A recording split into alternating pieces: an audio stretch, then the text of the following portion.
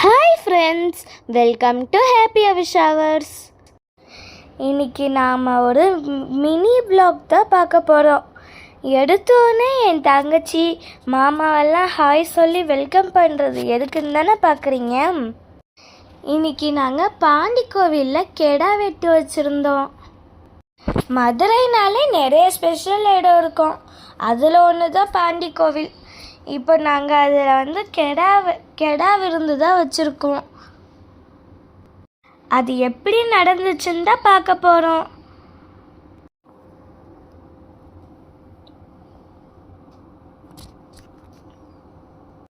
கெடா விருந்து வைக்கிறதுக்கு முன்னாடி பொங்கல் செஞ்சு ஆரம்பிச்சிடலான்னு சொல்லி பொங்கல் வைக்க போயிட்டோம்.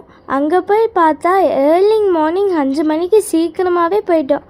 ஆனால் அங்கே போய் போட்டால் ஒரே கூட்டமாக இருந்துச்சு.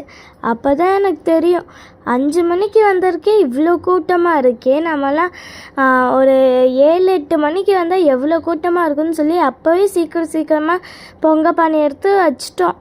இருந்தாலுமே அங்கே ஒரே கூட்டமும் புகையும் அதிகமாக ஆக எங்களால் அங்கே நிற்கவே முடியல.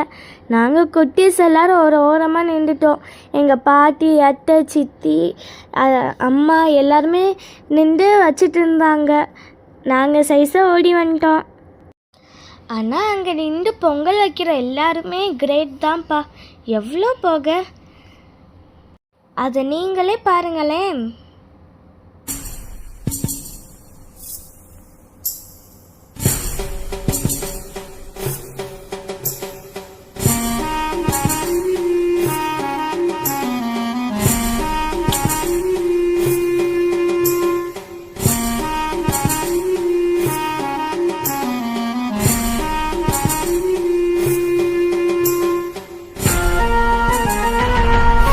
பொங்கல் வைக்கலான்னு போனோம்.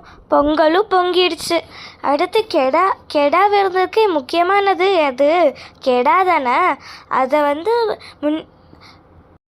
பலி கொடுக்கறதுக்கு அதுக்கான அரேஞ்ச்மெண்ட்டெல்லாம் பண்ணிட்டு இருந்தாங்க. எல்லாருமே சொல்லுவாங்க அது பலி கொடுக்குறப்போ பாவம்னு சொல்லக்கூடாதுன்னு. இருந்தாலும் அதை வெட்டுறதை பார்க்கும்போது உண்மையிலே பாவமாக தான் இருந்துச்சு. அப்புறம் என்னங்க, கொன்னா பாவம் தின்னா போச்சுன்னு பந்தியில் உட்காந்து நல்லா உனக்கு ஒரு பீஸ் எனக்கு ஒரு பீஸுன்னு சாப்பிட்டோம். அப்போனும் தெரியல, ஆனால் இப்போ மட்டும் தெரியுது. பாண்டி கோவிலில் பொங்கல் வைக்கிற இடம், கெடா வெட்டுற இடம்னு தனியாக செப்ரேட்டாக வச்சுருந்தாங்க. அது எனக்கு ஒரு வகையில் நல்லா பிடிச்சிருந்துச்சு. ஒரு கெடாவையும் வெட்ட அப்பப்போ க்ளீன் பண்ணிட்டு இருந்தாங்க. நல்லா நீட்டாகவே வச்சுருந்தாங்க. அப்புறம் கெடா வெட்டிட்டாங்களா, அதோட காலெல்லாம் எடுத்து சுற்றிட்டு இருந்தாங்க. கெடாவோட கால், தலை எல்லாத்தையும் தனியாக சுற்றி சமைக்க ரெடி பண்ணிட்டாங்க. அது சமைக்கிற வரைக்கும் நாங்கள் சும்மா ஜாலியாக விளையாண்டுட்டு இருந்தோம்.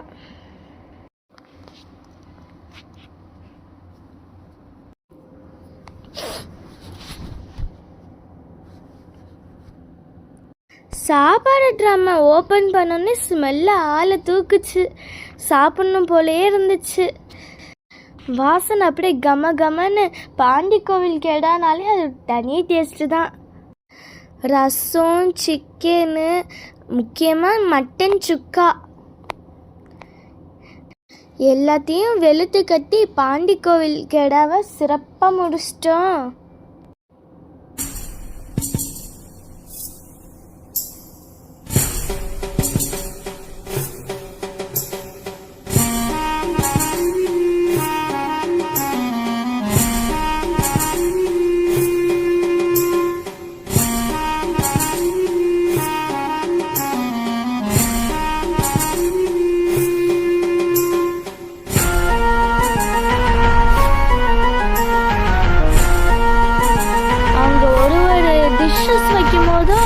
எனக்கு எப்போதா ரைஸோட எல்லாத்தையும் எப்போதா சேர்த்து வச்சு சாப்பிடணுன்னு தான் தோணுச்சு. பண்டிகையிலேயே உட்காந்து எல்லா டிஷ்ஷையும் ஒரு மூக்கு முட்டை சாப்பிட்டு எழுந்திரிச்சிட்டோம். சாப்பாடு நல்லா டேஸ்டாகவே இருந்துச்சு. ஜாலியாக சாப்பிட்டோம்.